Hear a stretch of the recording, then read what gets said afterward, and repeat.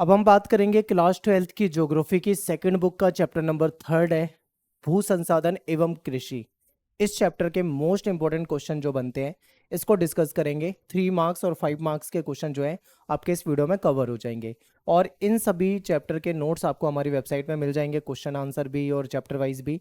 आपको eklavyastudypoint.com Google पे जाके सर्च करना है, क्लास 12th में जाना है, वेबसाइट आएगी, फिर सब्जेक्ट में जाके अपने कैटेगरी में चले जाना और जो आपको देखना है वहाँ से देख सकते हैं। कुछ चीज़ें अभी नहीं डाली है, जो टाइम लगेगा उसे भी डाल देंगे, पर इंपॉर्टेंट क्वेश्चन डलवा देंगे और चैप्टर के नोट्स डलवा दिए हैं। ठीक है, चैप्टर की वीडियो ऑलरेडी बना रखी है, नहीं देखी है तो उसको जाके देख लो।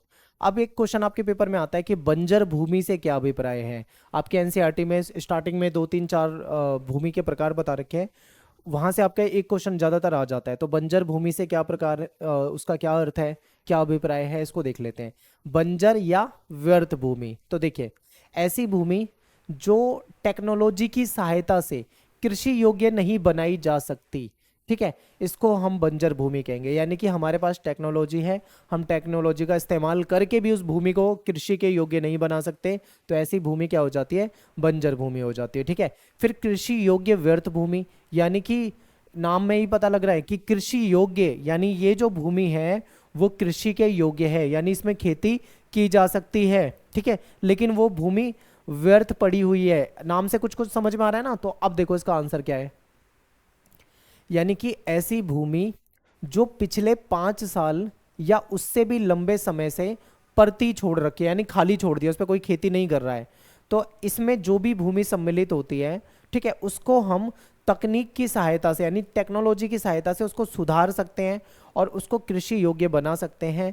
तो इसको हम क्या बोलेंगे, कृषि योग्य भूमि, लेकिन व्यर्थ पड़ी हुई भूमि है। ठीक है, यानी कि ऐसी भूमि जिसमें 5 साल से किसी ने खेती नहीं करी, लेकिन अगर हम उसमें जंगल झाड़ जो भी है उसको सब कुछ साफ कर देते हैं, उसमें जुताई कर देते हैं और उसमें पानी वानी डाल के बीज वगैरह लगा के खेती करते हैं और खेती हो जाएगी, तो ऐसी भूमि को हम क्या बोलेंगे, कृषि योग्य व्यर्थ भूमि। ठीक है, पेपर में आता है। अगला क्वेश्चन है पुरातन प्रति भूमि से क्या अभिप्राय है, तो इसको समझते हैं। देखिए पुरातन प्रतिभूमि में ऐसी भूमि होती है, यानी कि कृषि योग्य भूमि है जो 1 वर्ष से अधिक लेकिन 5 वर्ष से कम समय तक कृषि रहित रहती है। यानी ऐसी भूमि जिसमें 1 साल से ज्यादा, ठीक है, 1 साल से ज्यादा समय तक खेती नहीं करी है, लेकिन 5 साल से कम। अगर कोई भूभाग 5 वर्ष से अधिक समय तक कृषि रहित रहता है तो इसे कृषि योग्य व्यर्थ भूमि की कैटेगरी में डाल देते हैं। इससे पहले हमने क्या पढ़ा था, कृषि योग्य व्यर्थ भूमि अगर 5 साल से ज्यादा तक खेती नहीं करी तो वो इस कैटेगरी में आ जाएगी।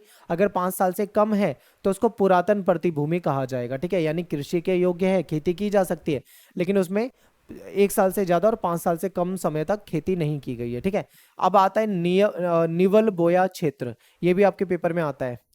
तो इसका मतलब क्या होता है, ऐसी भूमि जिस पर फसलें उगाई और काटी जाती है और वह निवल बोया गया क्षेत्र कहलाता है। यानी कि ऐसा कोई भी खेत जिसमें आपको फसल दिखाई दे रही है, जिसमें फसल बोई जा रही है और फसल काटी जा रही है, ठीक है, कोई भी ऐसा खेत हो तो वो क्या कहलाएगा, निवल बोया क्षेत्र। तो इन चार में से कोई एक क्वेश्चन आने के चांस है, आपके पेपर में आ सकता है। ठीक है, आगे देख लेते हैं। भारत में भू संसाधनों का महत्व उन लोगों के लिए ज्यादा होता है जिनकी आजीविका कृषि पर निर्भर है। स्पष्ट कीजिए। बिल्कुल, अब देखो भू संसाधन यानी भूमि किसके लिए ज्यादा महत्वपूर्ण होगी, जिसकी रोजी रोटी उस भूमि से चल रही होगी। मान लो कोई किसान है, ठीक है, अब किसान की रोजी रोटी किस चीज से चल रही है, उसकी आजीविका किस चीज से चल रही है, खेती से चल रही है। और खेती वो किस पे करता है, भूमि पे करता है, यानी कृषि भूमि पे करता है। तो इसलिए भू संसाधन क्या है, उसके लिए सब कुछ है। ठीक है, तो यही आपसे यहाँ पे पूछा हुआ है, तो बोलेंगे यस बिल्कुल सही है। अब इसके कुछ पॉइंट बताते थे। देखिए कृषि जो है वो पूरी तरीके से भूमि पे आधारित होती है और खासकर उपजाऊ भूमि पर। भूमिहीनता का ग्रामीण क्षेत्रों में गरीबी से प्रत्यक्ष संबंध है। यानी मान लो गांव में जो लोग रहते हैं वो खेती करते हैं भूमि पे, लेकिन कुछ लोग गांव में ऐसे होते हैं जो भूमिहीन होते हैं, जिनके पास जमीन ही नहीं होती। अब बेचारे वो दूसरों के खेतों पे खेती करते हैं, ठीक है, किराए पे खेती करते हैं। तो ऐसे लोग ज्यादातर क्या है, वो गरीबी से डायरेक्ट संबंध है। यानी भूमिहीनता यानी जमीन ना होने का मतलब है सीधा सीधा वो व्यक्ति गरीब है, ऐसा देखा जाता है।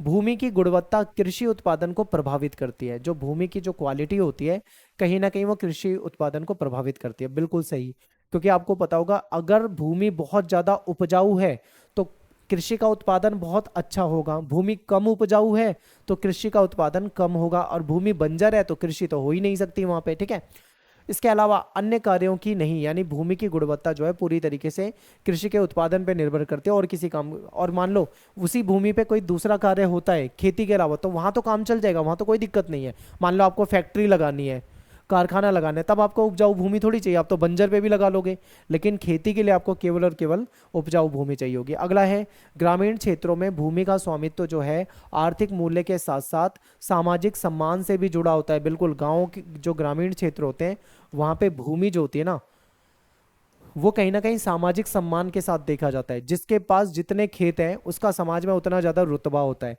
गांव वगैरह में जब शादी विवाह होता है, किसी का रिश्ता किया जाता है, शादी की जाती है, तो उसमें वो ये नहीं देखते कि लड़के के पास कितनी पैसा है या उसके पास वो नौकरी में है या नहीं। वो ये भी अगर देख लेना कि उसके पास खेत बहुत सारे हैं, उसके पास जमीन बहुत सारी है, तो इतना ही उनके लिए काफी हो जाता है।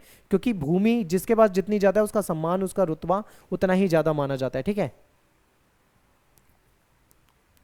आगे देखते हैं। अगला क्वेश्चन है कि भारत में कृषि योग्य भूमि का निम्नीकरण किस प्रकार कृषि की गंभीर समस्याओं में से एक है, कारण और परिणाम बताओ। देखो, भूमि का निम्नीकरण का मतलब है भूमि जो है उपजाऊ से बंजर की ओर जा रही है। ठीक है, यानी पहले उपजाऊ भूमि है लेकिन धीरे धीरे उसकी जो क्वालिटी है वो खराब होती जा रही है और बंजर की तरफ जा रही है। यानी भूमि धीरे धीरे उसके उपजाऊपन कम हो रहा है, इसी को कहा जाता है भूमि का निम्नीकरण, यानी भूमि की क्वालिटी खराब होना। अब इसके कई सारे पॉइंट है जो हमें देखने हैं, क्या कारण है पहले ये देख लेते हैं। नहर से बहुत ज्यादा सिंचाई की जा रही है। अब नहर में होती है लवणता, उसमें कहीं ना कहीं लवणता क्षारीयता होता है, नमक होता है उस पानी में, जिसकी वजह से भूमि की क्वालिटी जो है धीरे धीरे कमजोर होती है। ठीक है, ऐसा नहीं है कि खेत आज बहुत उपजाऊ है और अगले साल वो बिल्कुल ही बंजर हो जाएगा, ऐसा नहीं। धीरे धीरे उसका उपजाऊपन कम होता है, 2 साल 4 साल 5 साल 10 साल 20 साल में जाके। तो ज्यादा अगर नहर का पानी इस्तेमाल करते हैं तो कहीं ना कहीं उसका उसमें लवणता क्षारीयता ज्यादा होती है, जिसकी वजह से उसकी क्वालिटी खराब होती है। आपको पता है आज के समय में कीटनाशक का प्रयोग बहुत ज्यादा करा जा रहा है, फसलों में कीड़े लग जाते हैं, उसको मारने के लिए कीटनाशक छिड़का जाता है, और उस कीटनाशक इतना खतरनाक होता है वो कहीं ना कहीं भूमि का उपजाऊपन कम कर देता है। पानी का भराव, अगर लंबे समय तक खेत में पानी भरा रहेगा तो वो भी कहीं ना कहीं उसकी जो जल की वो जो जल है कहीं ना कहीं भूमि की क्वालिटी को खराब करता है। ठीक है, फसलों को हेर फेर करके ना बोना। बिल्कुल, हेर फेर करने का मतलब होता है कि मान लीजिए कोई खेत है, उसमें गेहूं बो दिया, ठीक है, अगले साल फिर से गेहूं बो दिया, अगले साल फिर से गेहूं बो दिया, और इसी को गेहूं गेहूं रिपीट करे जा रहे हैं। यानी एक खेत में हर बार एक ही फसल उगाई जा रही है। जब एक खेत में एक ही फसल उगाई जाती है तो ऐसे में भूमि का जो उपजाऊपन है वो कम होने लग जाता है। इसीलिए कहा जाता है कि वो हेर फेर करके बोना चाहिए। मतलब जैसे मान लो पहले साल गेहूं बो दिया, तो दूसरे साल क्या करो, वहां पे चना लगा दो। ठीक है, तीसरे साल वहां पे क्या कर दो, वहां पे चावल बो दो, चावल धान जो भी कहते हैं वो लगा दो, अगले साल उस पर कोई और फसल लगा दो, इस तरीके से फिर वापस से फिर से गेहूं लगा दो। ठीक है, यानी कि फसल को बदल बदल कर लगाना चाहिए, कभी कोई फसल उगा लो कभी कोई फसल उगा लो। तो जब हम बदल बदल के हेर फेर करके उगाएंगे तो भूमि की क्वालिटी ठीक होगी। लेकिन अगर हम सेम फसल उगा देंगे बार बार तो उससे भूमि की क्वालिटी खराब होगी। दलहन फसलों को कम बोना, दाल की फसलों को कम बोया जा रहा है, इसकी वजह से भी कहीं ना कहीं उसकी क्वालिटी खराब हो रही है। सिंचाई पर अत्यधिक निर्भर फसलों को उगाना, ज्यादातर उन फसलों को उगाते हैं जो सिंचाई पे बहुत ज्यादा निर्भर होती है, जिसमें ज्यादा पानी लगता है, जैसे चावल वगैरह हो गया। तो ऐसी फसलों को उगाते हैं तो कहीं ना कहीं इससे नुकसान होता है। ठीक है, तो ये तो हो गया भू निम्नीकरण के कारण।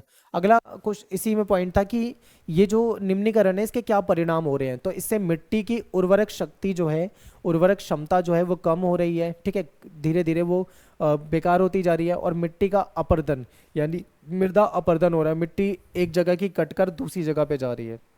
ठीक है, भू निम्नीकरण का मतलब यही होता है कि धीरे धीरे उसकी क्वालिटी खत्म होते जाना, और एक टाइम ऐसा भी हो सकता है कि वो बंजर ही हो जाए। ठीक है, इसीलिए भूमि पे बहुत ज्यादा ध्यान देना होता है। अगला क्वेश्चन है, भारत में स्वतंत्रता प्राप्ति के बाद कृषि विकास की महत्वपूर्ण नीतियों का वर्णन करो। अब इसमें आपको बताना है 1947 में जब देश आजाद हो गया था उसके बाद से कृषि की विकास के लिए क्या रणनीति अपनाई गई। तो देखिए, स्वतंत्रता प्राप्ति से पहले भारतीय कृषि जो थी वो मेनली जीविका पार्जी थी, यानी जीविका के लिए किसान अपनी रोजी रोटी चलाने के लिए खेती करता था, ठीक है, अपना खुद के खाने के लिए खेती करता था, जिसके अंतर्गत किसान बड़ी मुश्किल से अपने और अपने परिवार के सदस्यों के लिए ही फसलें उगा सकता था। पहले ऐसा होता था आज़ादी से पहले। इस अवधि में सूखा भी पड़ जाता था, अकाल भी पड़ जाता था, उसकी वजह से कई बार खाद्यान्न संकट हो जाता था, लोगों के पास खाद्यान्न की कमी हो जाती थी, ठीक है, भूखे मरने लग जाते थे लोग। फिर जैसे ही देश आज़ाद होता है उसके तुरंत बाद सरकार जो है उसने खाद्यान्न के उत्पादन को बढ़ाने के लिए उपाय किए, जिसका उद्देश्य क्या था? उद्देश्य क्या था कि जो व्यापारिक फसल है जिसको बेच के अच्छा पैसा कमाया जा सकता है, उसके स्थान पर खाद्यान्न की कृषि को बढ़ावा देना, यानी कि जो फसल जिसको उगा के ज़्यादा पैसा कमाया जा सकता है उसको इग्नोर करके जो खाने पीने की फसलें हैं, ठीक है, उसको उगाने पे ज़्यादा बढ़ावा देना, ये करा। फिर कृषि की गहनता को बढ़ावा देना, यानी ज़्यादा से ज़्यादा खेती हो सके, ज़्यादा ज़्यादा फसल उगाई जा सके, इस तरीके का काम करना। कृषि योग्य बंजर या जो परती भूमि है उसको कृषि भूमि में परिवर्तित करना, यानी ऐसी बंजर भूमि पड़ी हुई है जिसको तकनीक की सहायता से कृषि योग्य बनाया जा सकता है, उसको यूज में लेना। या जो परती भूमि है, यानी जहाँ पे खेती तो की जा सकती है पर कोई खेती कर नहीं रहा, वो खाली पड़ी हुई है, ऐसी जमीन को कहीं ना कहीं खेती योग्य जमीन में बदलना और वहाँ पे खेती करना, ठीक है, ये सब उपाय किए गए हैं। फिर केंद्र सरकार ने 1960 में गहन क्षेत्र विकास कार्यक्रम, ठीक है, और गहन कृषि क्षेत्र कार्यक्रम जो है इसको शुरू कर दिया।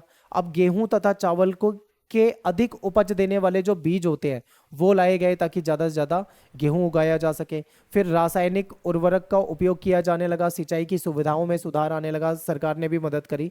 तो इस तरीके से कहीं ना कहीं हरित क्रांति आई, ठीक है।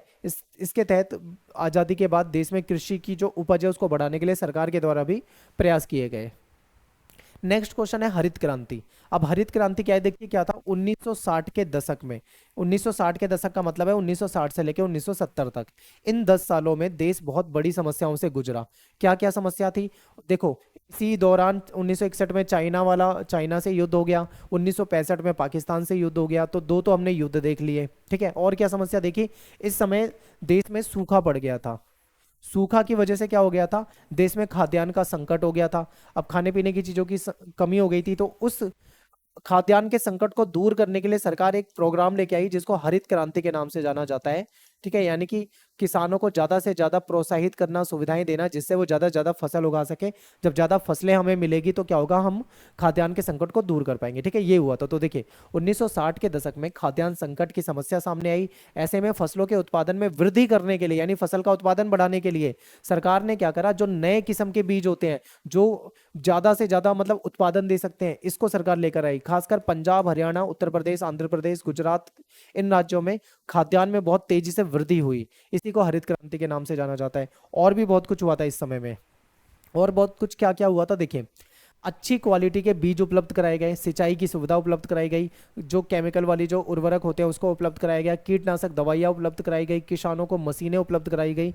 ये सारी चीज़ें सरकार ने उपलब्ध कराई। अब सरकार का उद्देश्य क्या था, ताकि ज़्यादा से ज़्यादा किसान मेहनत करें, खेती करें, ज़्यादा से ज़्यादा फसल उगाएं और उससे खाद्यान्न संकट से बचा जा सके, ठीक है। अगला क्वेश्चन है कि भारतीय कृषि की मुख्य समस्याएं क्या हैं। ये आपके पेपर में बहुत ज़्यादा पूछा जाने वाला है। देखिए बहुत सारे पॉइंट हैं, जैसे उत्पादकता कम होती जा रही है, किसान जो है वो कर्जे में डूब रहे हैं, भूमि सुधारों की कमी है, छोटे और खेत विखंडित जोत ये एक समस्या है, ठीक है। कृषि में वाणिज्यीकरण का अभाव है, ये समस्या है। बहुत मतलब देखा जाए तो यहाँ पे रोजगार की बहुत समस्या है। कृषि योग्य भूमि जो है वो धीरे धीरे निम्नीकरण होता जा रहा है, ठीक है। और मानसून पे निर्भर है, और कई बार बारिश आती है नहीं आती है, उसकी वजह से भी दिक्कत हो जाती है। तो ये कुछ समस्या है। अब पेपर में क्वेश्चन आता है तो आपको क्या करना है, कोई 5 पॉइंट लिखने हैं। यहाँ पे आपको 5 से ज्यादा पॉइंट दिख रहे हैं, लेकिन पेपर में आपको क्या करना है, 5 ही पॉइंट बताने हैं, ठीक है। तो सबसे पहला पॉइंट, 2-4 पॉइंट मैं एक्सप्लेन कर देता हूं, आप पेपर में आराम से लिख देना। अनियमित मानसून जरूर लिखना है, क्योंकि भारत में बहुत सारे किसान ऐसे हैं जो पूरी तरीके से मानसून पे निर्भर होते हैं। मानसून सही समय पे आ जाता है, बारिश आ जाती है तो उनको जल मिल जाता है, पानी मिल जाता है, ठीक है, नेचुरल उनकी जो फसलें उग जाती है। लेकिन कभी कभी ऐसा हो जाता है बारिश बहुत ज़्यादा हो जाती है तो फसलें नष्ट हो जाती है, ओले गिर जाते हैं, फसलें नष्ट हो जाती है। या कई बार बारिश का इंतजार करते रहते हैं लेकिन बारिश नहीं आती, सूखा पड़ जाता है। फिर निम्न उत्पादकता, जितनी उत्पादक हमें करना चाहिए उतना नहीं हो पा रहा है। किसान जो है कर्जे में डूब जाते हैं, ये आप बता सकते हो। भूमि सुधारों की कमी है, ठीक है। और कृषि योग्य भूमि का धीरे धीरे निम्नीकरण हो रहा है। ये 4-5 पॉइंट बता सकते हो आप आराम से। अगला क्वेश्चन है कि भारतीय कृषि कि ऋतु फसलों के बारे में आपको बताना है। तो 3 प्रकार की मुख्य ऋतु फसलें होती है आपकी, खरीफ हो गई, रबी हो गई, जायद हो गई। खरीफ में क्या होता है, ये दक्षिण पश्चिमी मानसून जब आता है उसके साथ ही इसको बोया जाता है। इसमें खासकर चावल, कपास, जूट, ज्वार, बाजरा, अरहर ऐसी फसलों को उगाते हैं। दूसरा है रबी। रबी क्या होता है, अक्टूबर नवंबर, जो सर्दी का मौसम होता है, अभी चल रहा है ना अक्टूबर, इसी मौसम में अक्टूबर नवंबर में शरद ऋतु में प्रारंभ होती है। इस समय में खेती शुरू की जाती है, मार्च अप्रैल तक जाके समाप्त हो जाती है। इसमें गेहूं, चना, सरसों आगे उगा लिया जाता है। जायद जो है एक छोटे समय के लिए उगाई जाने वाली है, ये ग्रीष्मकालीन फसल ऋतु है, यानी गर्मियों में उगाई जाती है।